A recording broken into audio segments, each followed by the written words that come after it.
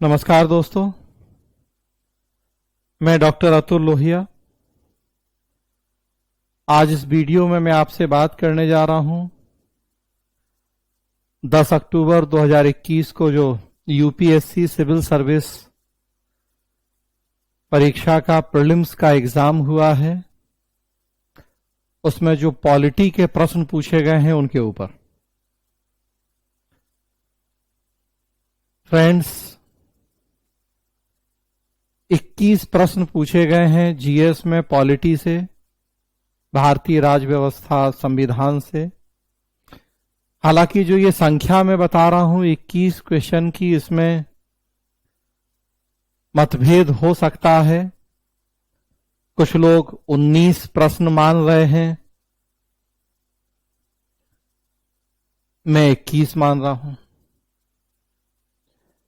तो हमेशा ऐसा होता है कि कुछ प्रश्नों का जो स्वरूप होता है वो अंतर विषयक या इंटर डिसिप्लिनरी होता है। जैसे पहला प्रश्न ही देखेंगे, 1919 और 1935 के अधिनियम से जुड़ा हुआ प्रश्न है। मैं सेट बी के अकॉर्डिंग आपसे बात करूंगा।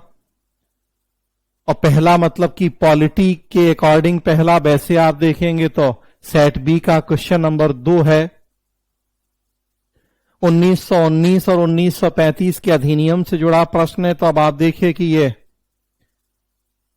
हिस्ट्री का भी प्रश्न है, क्योंकि भारत का संवैधानिक विकास हिस्ट्री में भी पढ़ना होता है। और ये पॉलिटी का भी प्रश्न है, क्योंकि जब हम भारत का संविधान पढ़ते हैं तो सबसे पहले तो हम संवैधानिक विकास पढ़ते हैं। 1773 के रेगुलेटिंग एक्ट से शुरू करके 1947 के भारत स्वतंत्रता अधिनियम तक, तब उसके बाद फिर इंडियन कॉन्स्टिट्यूशन पे आते हैं। तो अब ये प्रश्न हिस्ट्री में रखा जाए या पॉलिटी में, वास्तव में दोनों का प्रश्न है। हिस्ट्री वाले कहेंगे ये उनका प्रश्न है, तो वो भी गलत नहीं है। और मैं कह रहा हूं कि ये पॉलिटी का प्रश्न है, तो मैं भी पूरी तरह से सही हूं। उसी तरह से जो अगला और एक प्रश्न है, तो वो आरबीआई से जुड़ा हुआ प्रश्न है। RBI reserve bank of India, तो इकोनॉमिक्स वाले कहेंगे कि ये वहां का प्रश्न है, गलत वो भी नहीं है।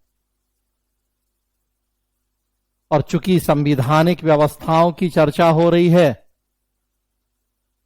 या संसद के कानून से जुड़ा हुआ प्रश्न है, तो मैं कहूंगा कि ये पॉलिटी का प्रश्न है, गलत मैं भी नहीं। और यही दो प्रश्न हैं जो, एक मैंने कहा हिस्ट्री वाले कहें उनका है, दूसरा इकोनॉमी वाले कहें कि उनका। और बाकी तो जो 19 प्रश्न हैं वो तो खैर निर्विवादित रूप से पॉलिटी के ही प्रश्न है। उनमें कोई और ये नहीं कह सकता कि वो हिस्ट्री है या इकोनॉमी है या कुछ और। तो कई जगह आपको ये भी सुनने को मिलेगा कि पॉलिटी से 19 प्रश्न हैं, इन दो प्रश्नों को अलग कर दिया है। और मैं कह रहा हूं कि 21 प्रश्न हैं, क्योंकि ये दोनों प्रश्न भी पॉलिटी कॉन्स्टिट्यूशन का ही पार्ट हैं। स्पेशली मैं तो जितने व्यापक रूप में पढ़ाता हूं पॉलिटी कॉन्स्टिट्यूशन गवर्नेंस, तो मेरे अनुसार तो बिल्कुल ये पॉलिटी कॉन्स्टिट्यूशन के ही पार्ट है। खैर, अभी विवाद का या चर्चा का मुद्दा ये नहीं है कि 19 प्रश्न या 21 प्रश्न, बस पर्पज यहां इतना है कि जो ये सेक्शन से जुड़े प्रश्न पूछे गए हैं, उस सेक्शन का जानकार और विशेषज्ञ होने के नाते मैं आपको बताऊं कि उनके सही आंसर क्या हैं और क्यों है सही आंसर, तो उनकी संक्षिप्त व्याख्याएं भी आपके सामने रखूं।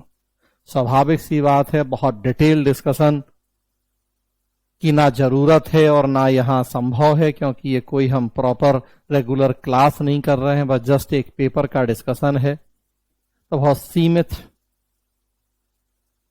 शब्दों में, सीमित टाइम में हमें यह डिस्कशन करना है कि जो मेन पर्पज है वो सॉल्व हो जाए। 10 अक्टूबर को प्रीलिम्स की परीक्षा हुई है और बहुत जल्दी मतलब 27-28 अक्टूबर तक उम्मीद की जा रही है कि प्रीलिम्स का रिजल्ट भी आ जाएगा। तो बहुत जल्दी आपको यूपीएससी की तरफ से भी सही आंसर क्या है पता लगेंगे। हाँ, लेकिन मैं यहां अपने ज्ञान, अपने अनुभव, विशेषज्ञता के आधार पे आपको बताना चाहता हूं कि मेरे अनुसार जो ये 21 प्रश्न हैं इनके सही आंसर क्या हैं और क्यों हैं। 2-2, 3-3 मिनट एक एक प्रश्न पे संक्षेप में चर्चा करते हुए आगे बढ़ेंगे कि आंसर क्या है और क्यों है। सो जैसा आप देख रहे हैं कि आज के इस वीडियो का टॉपिक है UPSC prelims exam 2021 paper discussion और उसमें टॉपिक है जीएस पॉलिटी, कॉन्स्टिट्यूशन, गवर्नेंस, उनसे जुड़े हुए प्रश्न।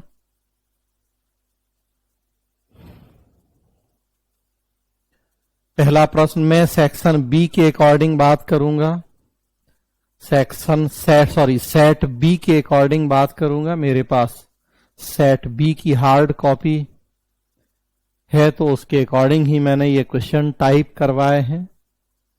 सेट बी में वो क्वेश्चन नंबर क्या है वो लिखा हुआ है, यहां तो 1, 2, 3 करके ही हम 21 क्वेश्चन तक बढ़ेंगे आगे, लेकिन सेट बी में वो क्वेश्चन नंबर 2 है यहां। तो जैसा मैंने कहा 1, 2, 3 तो पहला क्वेश्चन, सेट बी में क्वेश्चन नंबर 2 क्वेश्चन है निम्नलिखित कथनों पर विचार कीजिए। 2 कथन दिए हैं। पहला कथन है 1919 के मॉन्टेग्यू चैम्सफोर्ड सुधारों में 21 वर्ष से अधिक आयु की सभी महिलाओं के लिए मताधिकार की संस्तुति की गई। 2 है 1935 के गवर्नमेंट ऑफ इंडिया एक्ट में विधानमंडल में महिलाओं के लिए आरक्षित स्थानों का प्रावधान किया गया। उपर्युक्त कथनों में से कौन सा या कौन से सही हैं? ए केवल 1, बी केवल 2, सी 1 और 2 दोनों, डी न तो 1 और न ही 2। एक बार इंग्लिश वर्जन भी देखें, जो लोग इंग्लिश मीडियम वाले हैं तो उनके लिए भी उतना ही फायदेमंद हो ये discussion. Question number 1, consider the following statements. 2 statement हैं। Statement number 1, the Montagu Chelmsford reforms of 1919 recommended granting voting rights to all the women above the age of 21. Statement number 2, the Government of India Act of 1935 gave women reserved seats in legislature. Which of the statements given above are correct? A 1 only, B 2 only, C both 1 and 2, D neither 1 nor 2।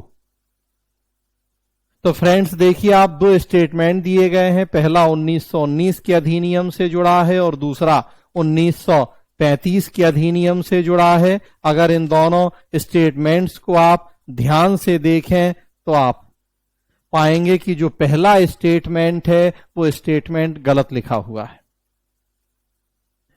इसका answer B है, केवल 2। दूसरा statement सही है, पहला statement गलत है। 1919 के मॉन्टेग्यू चैम्सफोर्ड सुधारों में 21 वर्ष से अधिक आयु की सभी महिलाओं के लिए मताधिकार की संस्तुति की गई, ऐसा बिल्कुल नहीं है। महिलाओं को वोटिंग राइट 1935 के अधिनियम से मिले थे, जो कि दूसरा कथन लिखा हुआ है। जो 1919 का अधिनियम था, मॉन्टेग्यू चैम्सफोर्ड रिफॉर्म्स ऑफ 1919 था, उसमें सिखों, भारतीय ईसाइयों, एंग्लो इंडियंस, यूरोपियंस, इन सबके लिए पृथक निर्वाचन की व्यवस्था की गई थी।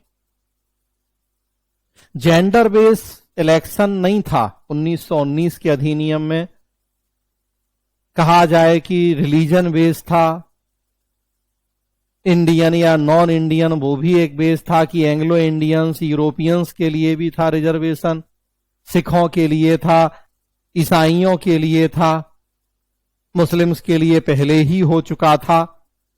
तो जेंडर बेस्ड रिजर्वेशन की बात नहीं थी 1919 में, तो महिलाओं के लिए रिजर्वेशन नहीं था, सॉरी, महिलाओं के लिए वोटिंग राइट नहीं था। बाकी धर्म के आधार पर वोटिंग राइट्स की व्यवस्था थी 1919 के अधिनियम में। सो पहला कथन गलत है। दूसरा कथन सही है। 1935 के अधिनियम में आप देखेंगे 1935 का जो एक्ट है उसमें फिर महिलाओं के लिए भी वोटिंग राइट्स की व्यवस्था की गई थी। जो दलित जातियां हैं, डिप्राइव्ड क्लास है, महिलाएं हैं, मजदूर वर्ग, लेबर क्लास है, इन सबके लिए फिर अलग से निर्वाचन की व्यवस्था की गई थी 1935 के अधिनियम में।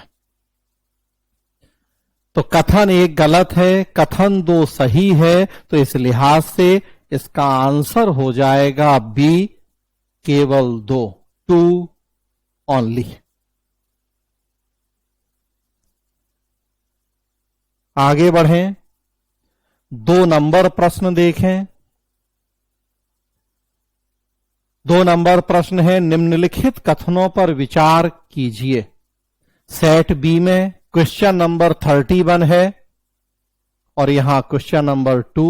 सेट बी में आप देखें तो क्वेश्चन नंबर 31। निम्नलिखित कथनों पर विचार कीजिए। 3 कथन है।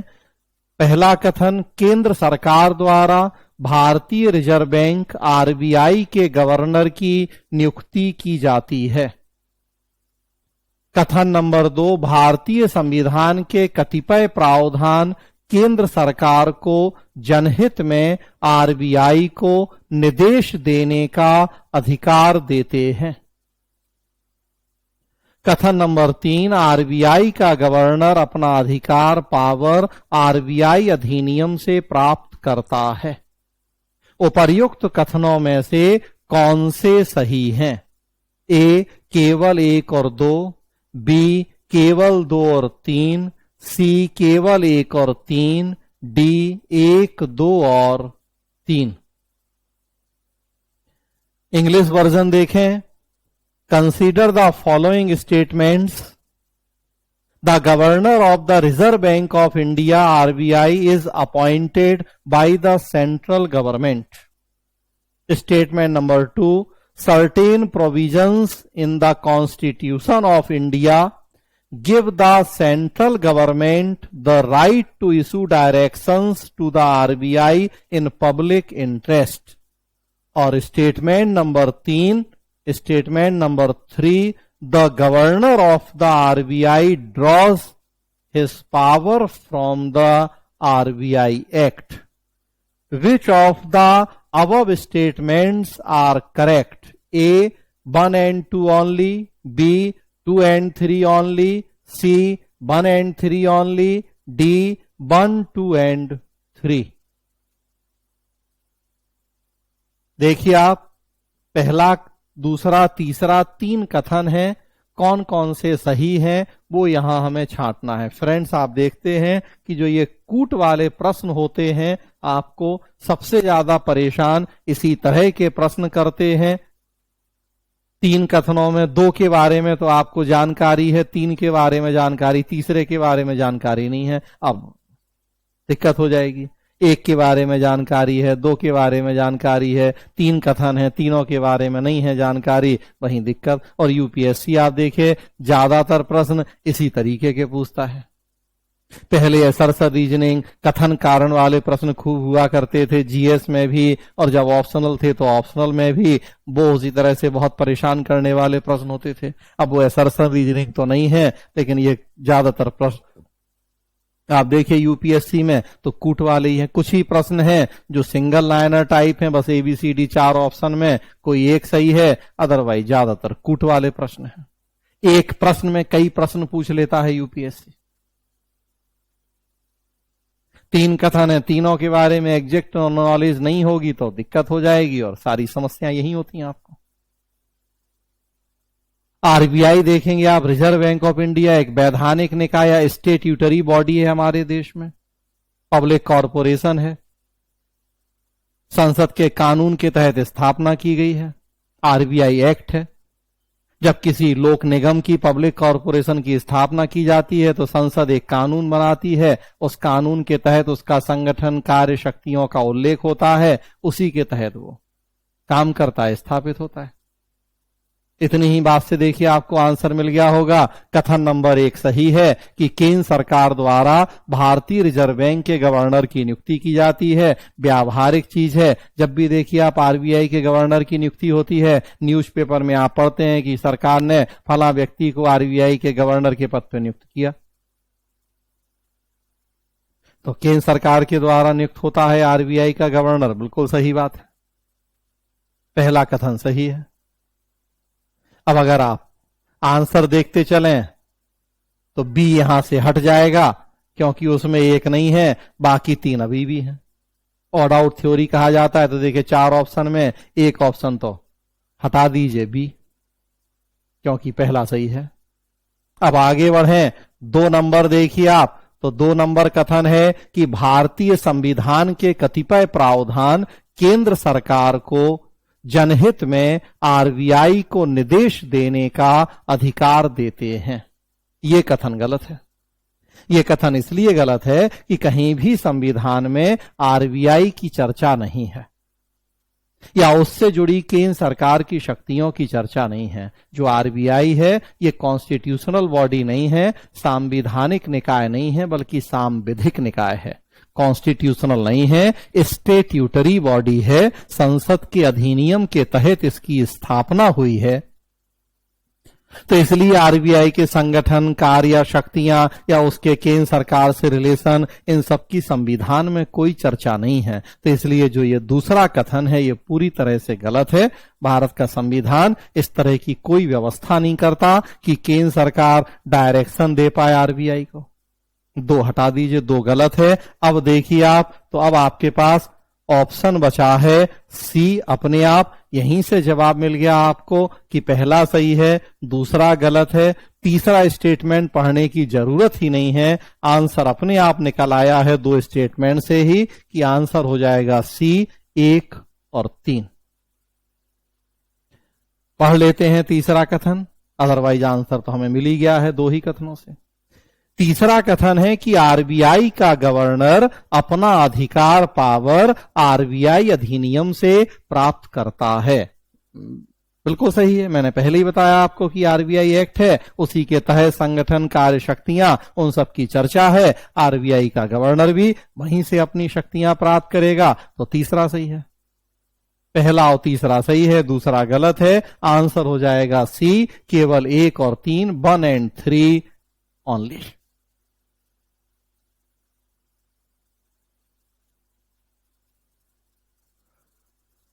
आगे बढ़ते हैं।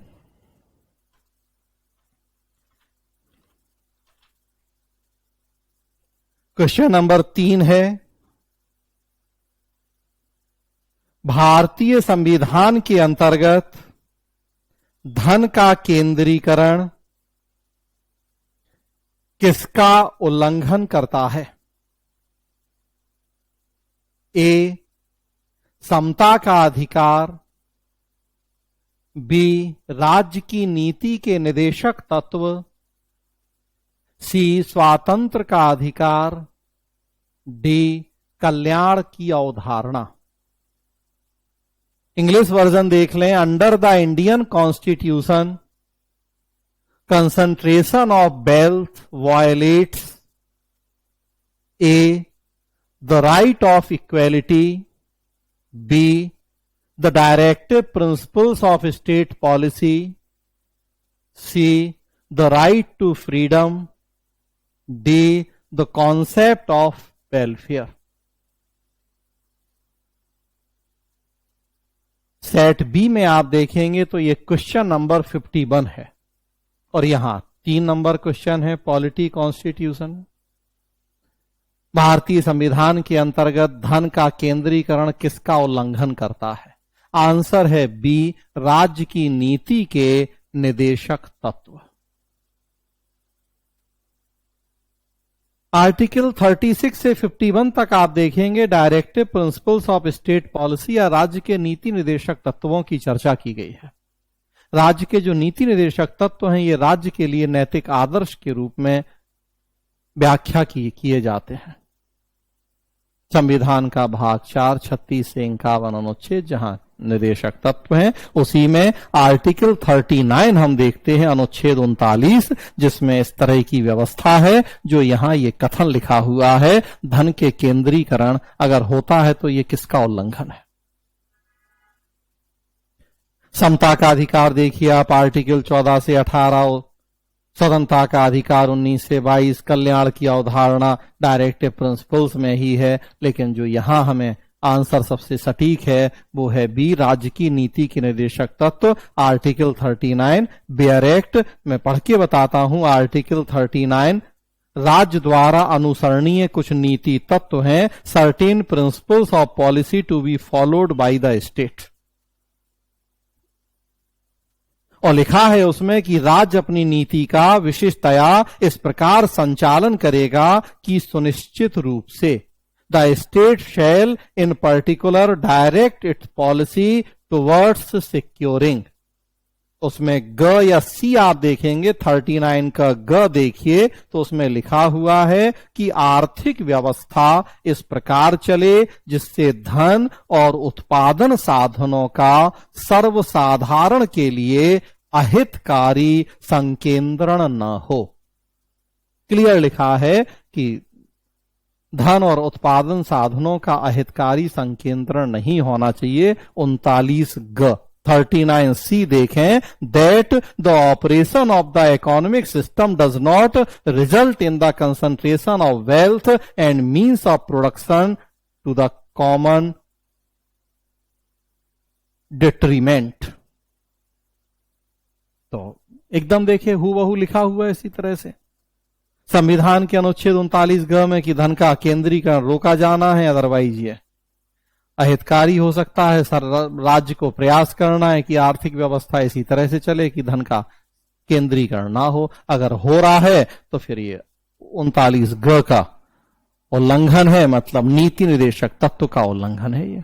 और इसी को ध्यान में रखते हुए फिर आप देखिए कि जो आर्टिकल 31 में राइट टू प्रॉपर्टी या संपत्ति का अधिकार था, वो हमने वहां मूल अधिकार से हटा के एक विधिक अधिकार बना दिया, जो कि आगे एक प्रश्न भी पूछा गया है। यही काफी स्वतंत्रता के बाद एक विवाद और डिबेट चला हमारे देश में, जिसे हम fundamental rights versus directive principles कहते हैं। मूल अधिकार और निर्देशक तत्वों के बीच में प्राथमिकता संबंधी विवाद चला हमारे देश में कि प्राथमिकता मूल अधिकार को हो कि प्राथमिकता डायरेक्टिव प्रिंसिपल्स को हो। यहां आप देखें कि वो डायरेक्टिव प्रिंसिपल में इस तरह का प्रोविजन है जो यहां कथन लिखा हुआ है, तो आंसर हो जाएगा बी।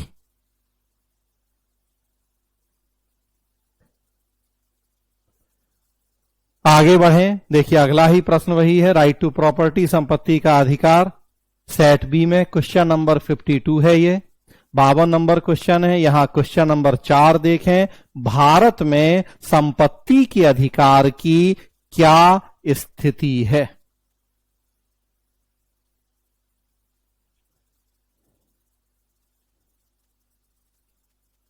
भारत में संपत्ति के अधिकार की क्या स्थिति है। ए, यह विधिक अधिकार है जो केवल नागरिकों को प्राप्त है।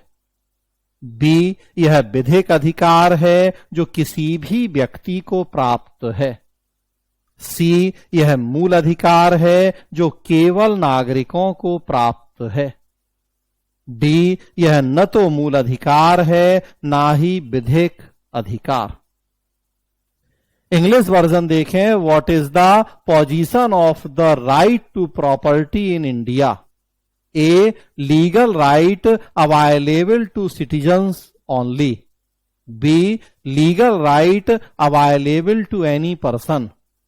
C, fundamental right available to citizens only. D, neither fundamental right nor legal right.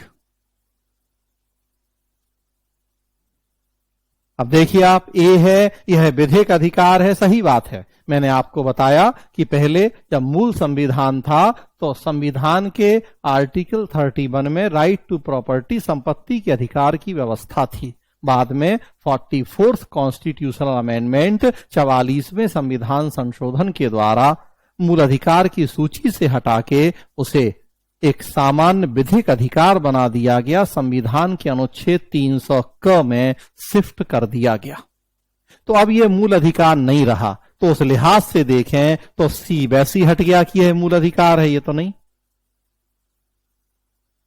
और एक ये विधिक अधिकार है, लीगल राइट है, तो इसलिए डी भी हट गया, क्योंकि डी में लिखा है यह ना तो मूल अधिकार है ना विधिक अधिकार, तो ये भी गलत। तो 4 में से 2 ऑप्शन तो वैसे ही हट गए, सी और डी। अब बचे एक और ए और बी। ए में भी लिखा है कि यह विधिक अधिकार है, लीगल राइट, और बी में भी लिखा है कि यह विधिक अधिकार है, लीगल राइट। उसके आगे देखिए आप, तो अब यहां अगर बहुत ध्यान से आपने नहीं पढ़ा है पॉलिटी कॉन्स्टिट्यूशन तो फिर कंफ्यूज हो जाएंगे। ए में लिखा है कि जो केवल नागरिकों को प्राप्त है, सिटीजन्स, और बी में लिखा है कि जो किसी भी व्यक्ति को प्राप्त है, मतलब एनी पर्सन। तो अब यहां कंफ्यूजिंग जो मुद्दा है वो यही है कि ये जो अब राइट टू प्रॉपर्टी है, पहले तो वो भी पता हो आपको कि हाँ अब ये फंडामेंटल राइट नहीं है बल्कि शिफ्ट हो गया। हालांकि इतनी नॉलेज तो खैर होगी एक सामान्य स्टूडेंट को भी। हाँ, लेकिन वहां फिर कंफ्यूज हो सकता है कि अब ये केवल सिटीजन्स के लिए है या एनी पर्सन के लिए है, क्योंकि हम देखते हैं कि कई फंडामेंटल राइट्स ऐसे हैं जो एनी पर्सन्स के लिए हैं और कुछ फंडामेंटल राइट्स ऐसे हैं जो ओनली फॉर सिटीजन्स, केवल नागरिकों के लिए। तो अब संपत्ति के अधिकार का स्टेटस क्या है कि ये केवल नागरिकों के लिए है या सभी व्यक्तियों के लिए, यहां कंफ्यूजन की गुंजाइश है। आप देखिए बेयर एक्ट में आप देखेंगे अनुच्छेद 300 क, तो विधि के प्राधिकार के बिना व्यक्तियों को संपत्ति से वंचित न किया जाना। Persons not to be deprived of property save by authority of law। उसी में पर्सन लिखा हुआ है, सिटीजन नहीं लिखा हुआ है। उसके अंदर जाएं तो लिखा है किसी व्यक्ति को उसकी संपत्ति से विधि के प्राधिकार से ही वंचित किया जाएगा, अन्यथा नहीं। No person shall be deprived of his property save by authority of law. तो क्लियर लिखा है उसमें पर्सन, नॉट सिटीजन्स। तो मतलब एनी पर्सन के लिए है, किसी भी व्यक्ति के लिए। तो आंसर हो जाएगा फिर इसका बी, आंसर बी, कि यह विधिक अधिकार है जो किसी भी व्यक्ति को प्राप्त है, legal right available to any person. आगे बढ़ें। क्वेश्चन नंबर 5 सेट बी में क्वेश्चन नंबर 53। 26 जनवरी 1950 को भारत की वास्तविक संवैधानिक स्थिति क्या थी? ए लोकतंत्रात्मक गणराज्य, बी संपूर्ण प्रभुत्व संपन्न लोकतंत्रात्मक गणराज्य, सी संपूर्ण प्रभुत्व संपन्न पंथ निरपेक्ष लोकतंत्रात्मक गणराज्य, डी संपूर्ण प्रभुत्व संपन्न समाजवादी पंथ निरपेक्ष लोकतंत्रात्मक गणराज्य। इंग्लिश वर्जन देखें। What was the exact constitutional status of India on 26 January 1950? A a democratic republic, B a sovereign democratic republic, C a sovereign secular democratic republic, D a sovereign socialist secular democratic republic। संविधान की प्रस्तावना देखें आप, preamble of the constitution. पूरी जो प्रस्तावना अगर आपको याद है पढ़ें आप, किन किन शब्दावलियों का प्रयोग किया गया है वो देखें आप। और यहां प्रश्न है कि 26 जनवरी 1950 को जब संविधान पूरी तरह से लागू हुआ तब क्या स्टेटस था? तो तब का स्टेटस अब का नहीं पूछा जा रहा है, तब का स्टेटस क्या था? मूल संविधान जब बन के लागू हुआ 26 जनवरी 1950 को फाइनली, तब स्टेटस क्या था? तो तब आप देखिए, तब स्टेटस था, बी है आंसर, संपूर्ण प्रभुत्व संपन्न लोकतंत्रात्मक गणराज्य, अ सॉवरेन डेमोक्रेटिक रिपब्लिक, तब ये स्टेटस था। ए गलत है, लोकतंत्रात्मक गणराज्य था लेकिन उसमें सॉवरेन भी संपूर्ण प्रभुत्व संपन्न, तो ये हट गया। बी सब सही है, संपूर्ण प्रभुत्व संपन्न भी, लोकतंत्रात्मक भी, गणराज्य भी।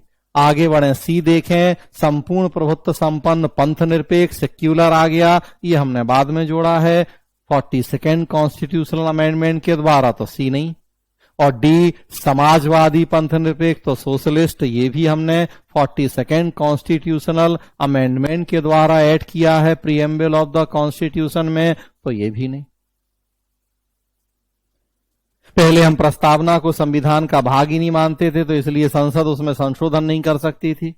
1973 में केशवानंद भारती मामले में सर्वोच्च न्यायालय ने व्यवस्था दी थी कि प्रस्तावना संविधान का भाग है, और जब प्रस्तावना संविधान का भाग है तो आर्टिकल 368 के तहत संसद को संविधान की प्रस्तावना में भी संशोधन की शक्ति प्राप्त है। और तब फिर जाके 42वें संविधान संशोधन के द्वारा हमने ये कुछ और शब्द ऐड किए थे प्रस्तावना में, पंथ निरपेक्ष, समाजवादी वगैरह।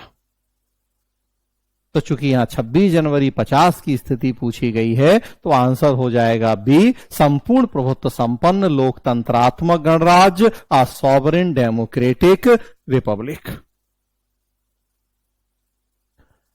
अगला प्रश्न देखिए, क्वेश्चन नंबर 6 सेट बी में क्वेश्चन नंबर 54।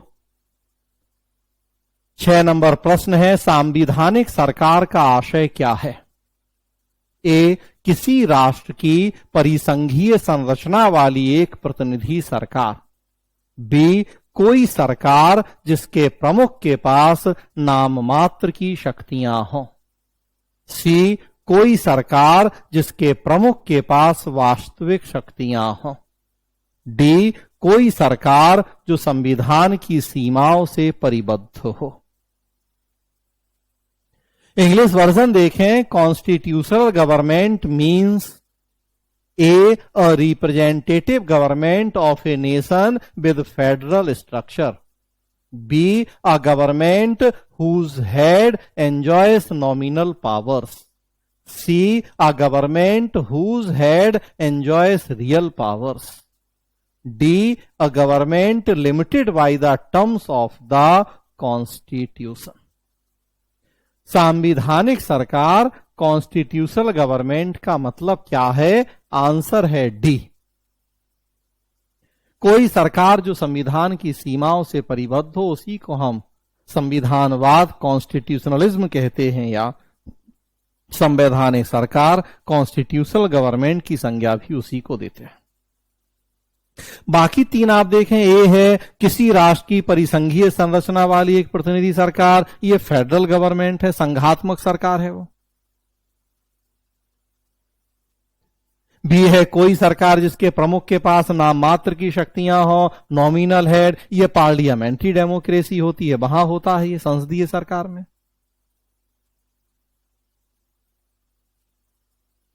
सी है कोई सरकार जिसके प्रमुख के पास वास्तविक शक्तियां हो, रियल हेड, ये प्रेसिडेंशियल सिस्टम ऑफ गवर्नमेंट है, अध्यक्षीय शासन व्यवस्था जो अमेरिका में है, तो वहां है। तो एक फेडरल गवर्नमेंट की विशेषता लिखी है, एक पार्लियामेंट्री की, एक प्रेसिडेंशियल की, सो वो तीनों नहीं है। और डी यहां सबसे सही आंसर है, कॉन्स्टिट्यूशनल गवर्नमेंट, संवैधानिक सरकार, ऐसी सरकार जो संविधान की सीमाओं, मर्यादाओं को ध्यान में रखते हुए काम करे। संविधान के जो नियम, कानून, कायदे हैं, सिद्धांत हैं, उनके अनुसार चलने वाली सरकार ही संवैधानिक सरकार है। तो आंसर हो जाएगा D.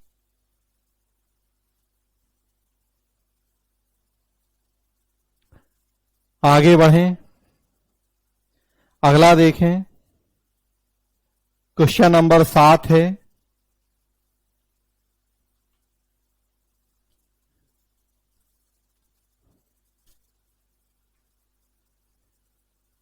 Question number 7, Bharat Ratna और पद्म पुरस्कारों के संबंध में निम्नलिखित कथनों पर विचार कीजिए।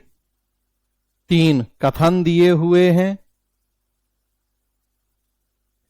पहला है भारत रत्न और पद्म पुरस्कार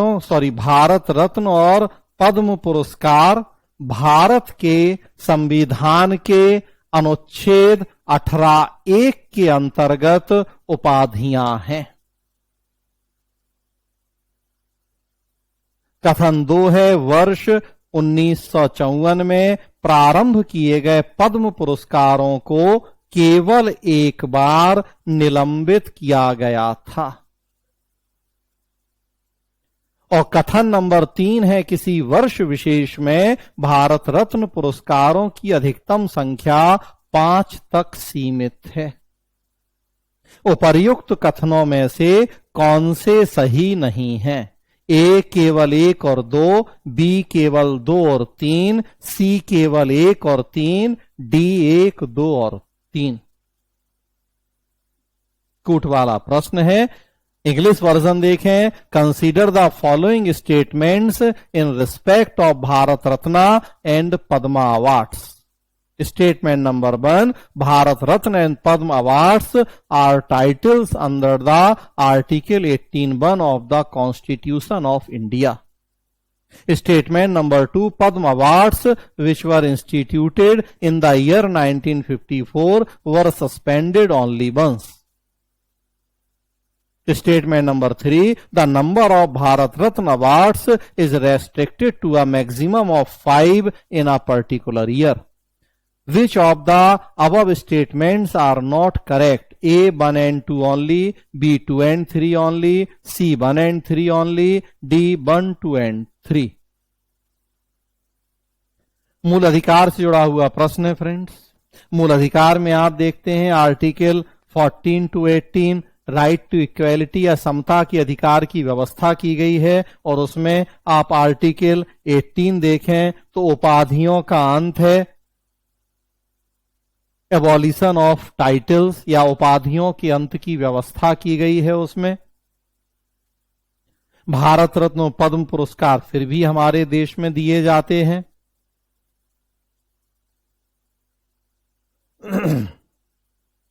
तो क्यों ऐसा है, उसी से जुड़ा हुआ ये प्रश्न है।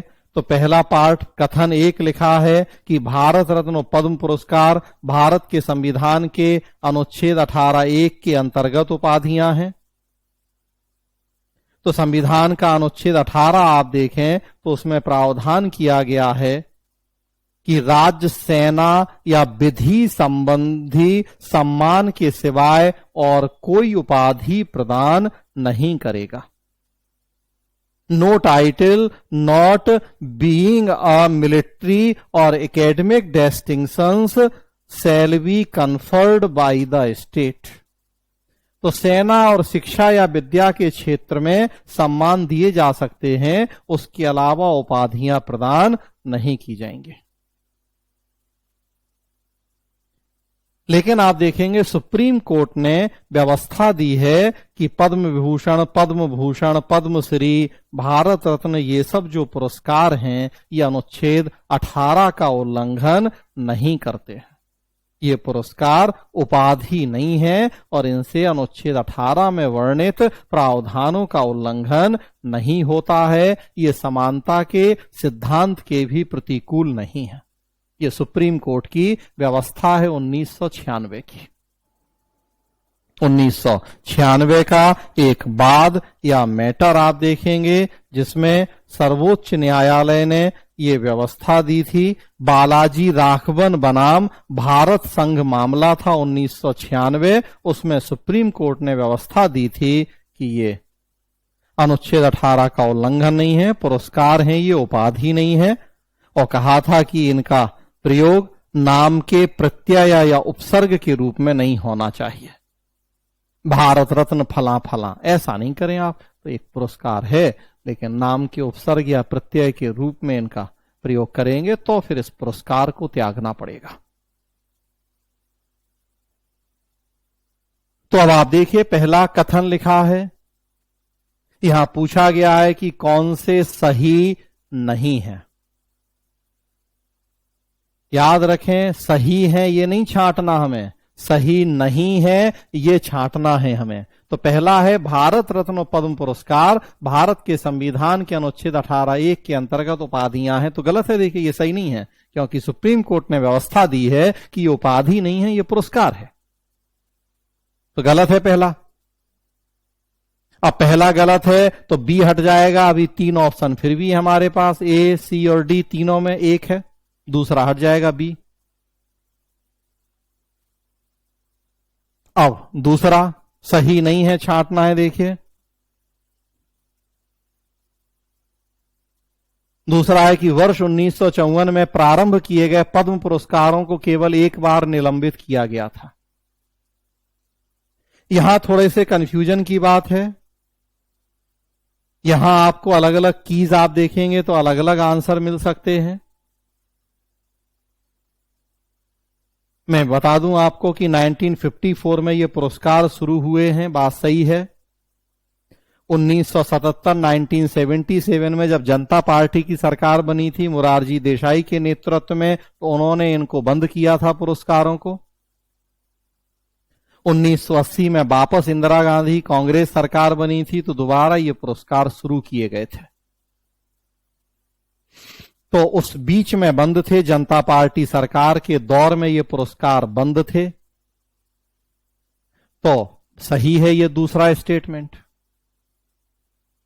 अब लेकिन वो एक बार वर्ड लिख दिया गया है, ओनली वंस, तो हुआ तो एक ही बार है। अब लेकिन वो एक बार में कई साल के लिए है, एक ही बार हुआ, बस एक बार में। वो जब तक जनता पार्टी की सरकार रही तब तक ये पुरस्कार बंद थे। तो अब हम यहां ऐसे सही माने या गलत, वो एक बार वर्ड थोड़ा सा बस कंफ्यूजिंग है। सो मेरे ख्याल से वो एक ही बार माना जाना चाहिए। तो कथन दूसरा सही है। पहला गलत है लेकिन दूसरा कथन सही है कि हां इनको अब तक एक बार निलंबित किया गया है। अब उस एक बार का समय भाई था पूरा वो जनता पार्टी वाला, हुआ तो एक ही बार है। तो इस लिहाज से दूसरा कथन सही है। हमें जो सही नहीं है वो छांटना है। पहला सही नहीं है, ठीक है, दूसरा सही है। मतलब अब देख लीजिए ऑप्शंस में कि 2 कहां कहां है, तो ए में 2 है, हट जाएगा। बी में 2 है, हट जाएगा। डी में भी 2 है, हट जाएगा। तो आंसर यहीं से निकल आया 1 और 3, क्योंकि दूसरा तो सही है। तो आंसर हो गया सी। चलिए अभी तीसरा कथन बचा है, फिर भी देख लीजिए। तीसरा कथन है किसी वर्ष विशेष में भारत रत्न पुरस्कारों की अधिकतम संख्या 5 तक सीमित है। तो गलत है ये, ऐसा नहीं है, कोई इस तरह की लिमिट नहीं है। दिए नहीं जाते इतने सारे, क्योंकि इतने सारे दे देंगे, सर्वोच्च नागरिक सम्मान है तो इसका महत्व ही खत्म हो जाएगा। तो जनरली 1-2 लोगों को दिए जाते हैं, लेकिन कोई ऐसी लिमिट तय की गई हो कि 5 तक सीमित, ऐसा नहीं है। तो तीसरा कथन भी गलत है, पहला कथन भी गलत है, दूसरा सही है। आंसर आपके सामने है सी, 1 और 3। अगला देखिए, क्वेश्चन नंबर 8 है। निम्नलिखित कथनों पर विचार कीजिए। 1, शहर का अधिकार एक सम्मत मानव अधिकार है तथा इस संबंध में संयुक्त राष्ट्र हैबिटेट यूएन हैबिटेट प्रत्येक देश द्वारा की गई प्रतिबद्धताओं को मॉनिटर करता है। 2 है, शहर का अधिकार शहर के प्रत्येक निवासी को शहर में सार्वजनिक स्थानों को वापस लेने, रिक्लेम एवं सार्वजनिक सहभागिता का अधिकार देता है। 3 है, शहर का अधिकार का आशय यह है कि राज्य शहर की अनधिकृत बस्तियों को किसी भी लोक सेवा अथवा सुविधा से वंचित नहीं कर सकता। उपर्युक्त कथनों में से कौन सा या कौन से कथन सही हैं? ए केवल 1, बी केवल 3, सी 1 और 2, डी 2 और 3।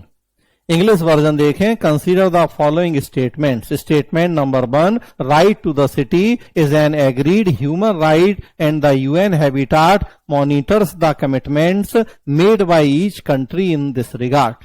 Statement number 2, right to the city gives every occupant of the city the right to reclaim public spaces and public participation in the city. Or statement number 3, right to the city means that तो state can not deny any public service or facility to the unauthorized colonies in the city. Which of the statement given above is are correct? A 1 only, B 3 only, C 1 and 2, D 2 and 3. Set B में question number 61 है ये. तो सबसे पहली बात आप देखिए, अगर ऑड आउट थ्योरी में चलें तो 3 को तो हटा ही सकते हैं आप. 3 लिखा है कि शहर का अधिकार का आशय यह है कि राज्य शहर की अनधिकृत बस्तियों को, अनऑथोराइज्ड कॉलोनीज को किसी भी लोक सेवा अथवा सुविधा से वंचित नहीं कर सकता. तो अनऑथोराइज्ड कॉलोनी में इस तरह का राइट नहीं है कि राज्य वंचित नहीं कर सकता. लिखा है अनऑथोराइज्ड कॉलोनी, अनधिकृत. जबरदस्ती लोगों ने सार्वजनिक जमीन पे कब्जा करके अपनी कॉलोनी बसा ली है. फरीदाबाद में आजकल वाद विवाद चल रहा है. सुप्रीम कोर्ट के आदेश से कितनी बड़ी एक वो जो बस्ती है ढाई जा रही है. अनऑथोराइज्ड कॉलोनी है तो वहां राज्य बाध्य नहीं है कि सारी पब्लिक सर्विस या सुविधाएं प्रदान करे ही, वंचित नहीं कर सकता. राइट टू सिटी ऐसा कुछ नहीं कहता. तो 3 को तो सबसे पहले हटा दीजिए. हमें सही छांटना है. 3 हट गया तो बी अलग हो जाएगा, डी अलग हो जाएगा, तो 2 तो वैसे ही अलग हो जाएंगे यहां बी और डी. अब 2 ऑप्शन बचे कि ए है केवल 1 और सी है 1 और 2. तो अब हमें बाकी 2 स्टेटमेंट पढ़ने हैं. 1 तो सही है ही क्योंकि दोनों में 1 लिखा है. ए में भी 1 है, सी में भी 1 है, तो 1 को तो पढ़ने की जरूरत नहीं है. फिर भी पढ़ लेते हैं. शहर का अधिकार एक सम्मत मानव अधिकार है तथा इस संबंध में संयुक्त राष्ट्र हैबिटेट प्रत्येक देश द्वारा की गई प्रतिबद्धताओं को मॉनिटर करता है. सही है ये. तो 1 तो सही है ही, वो ऑप्शन के अकॉर्डिंग भी. बचा 2. तो शहर का अधिकार शहर के प्रत्येक निवासी को शहर में सार्वजनिक स्थानों को वापस लेने एवं सार्वजनिक सहभागिता का अधिकार देता है. यह भी सही है. राइट टू सिटी का बेसिकली मतलब यही है कि सार्वजनिक सहभागिता हो, जो सार्वजनिक स्थान है उनको रिक्लेम किया जा सके. तो राइट टू सिटी है ही बेसिकली. तो दूसरा भी सही है. आंसर हो जाएगा सी 1 और 2. तो फ्रेंड्स ये 8 क्वेश्चन पॉलिटी, कॉन्स्टिट्यूशन, गवर्नेंस से जुड़े हुए अभी तक मैंने आपसे डिस्कस किए. आज इस वीडियो में इतना ही चर्चा कर रहा हूं मैं. नेक्स्ट वीडियो में जो और बचे हुए प्रश्न हैं उनकी चर्चा करेंगे. चूंकि अब फॉर्मेलिटी नहीं करनी है कि हम केवल आंसर बताते जाएं आपको, वो आंसर क्यों है ना बताएं. तो इसलिए थोड़ा सा हम समय लेके कि आप वास्तव में जो पर्पज है वो पर्पज भी सॉल्व हुआ है आपका. बहुत जल्दी यूपी पीसीएस का एग्जाम है, आपको उसके लिए भी कुछ यहां से मदद मिले तो मैं उसको ध्यान में रखते हुए भी आपसे चर्चाएं कर रहा हूं. तो इस वीडियो में इतना ही. नेक्स्ट वीडियो में जो बचे हुए और प्रश्न हैं उन पर बात करेंगे. धन्यवाद. आपको ये वीडियो कैसा लगा जरूर अपने फीडबैक शेयर करें. हमारा चैनल अगर अभी तक आपने सब्सक्राइब नहीं किया है तो चैनल सब्सक्राइब करें. हमारा ऐप अगर आपने अभी तक डाउनलोड नहीं किया है तो प्रभा आईसीएस का ऐप डाउनलोड करें आप गूगल प्ले स्टोर में जाके, ताकि आप और कोर्सेस में भी हमसे जुड़ पाएं. Prabha ICS app. Mobile number है, किसी भी तरह की आपको कोई क्वेरी है परीक्षा से जुड़ा हुआ आप बात कर सकते हैं 9810651005 इस मोबाइल नंबर पे. फ्रेंड्स इस वीडियो में इतना ही. धन्यवाद.